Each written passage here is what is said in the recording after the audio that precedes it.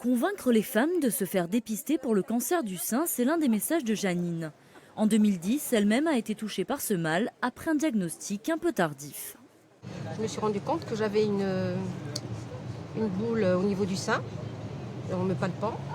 Bon, j'ai peut-être trop attendu parce que j'ai quand même attendu 8 mois avant d'aller voir le médecin. Et puis quand je suis allée voir mon médecin, il m'a dit qu'il fallait absolument que j'aille voir mon gynécologue.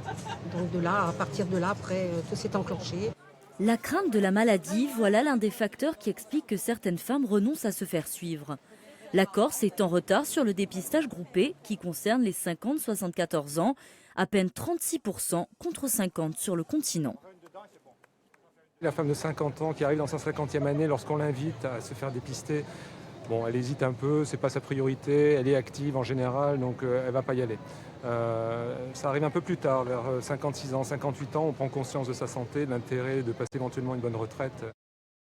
Cette tranche d'âge est pourtant la plus à risque en termes de cancer du sein. En Corse, elle représente 26 000 femmes. L'île est en retard mais soigne son mal. En 2017, on enregistre 10 000 mammographies, c'est 5 points de plus que l'année précédente. Des chiffres que la Ligue souhaite voir augmenter.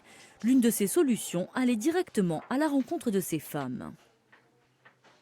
On va donc dans le rural et on va au-devant de la population. Là, cette année, on a créé un spontine qui est donc beaucoup plus agréable, où les gens sont plus détendus et où il y a un échange donc de paroles, de questions, réponses avec nos spécialistes, avec tous les toubibs qui sont à nos côtés.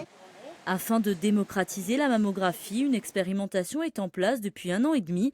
Elle permet désormais aux infirmiers libéraux de délivrer directement des ordonnances à leurs patientes.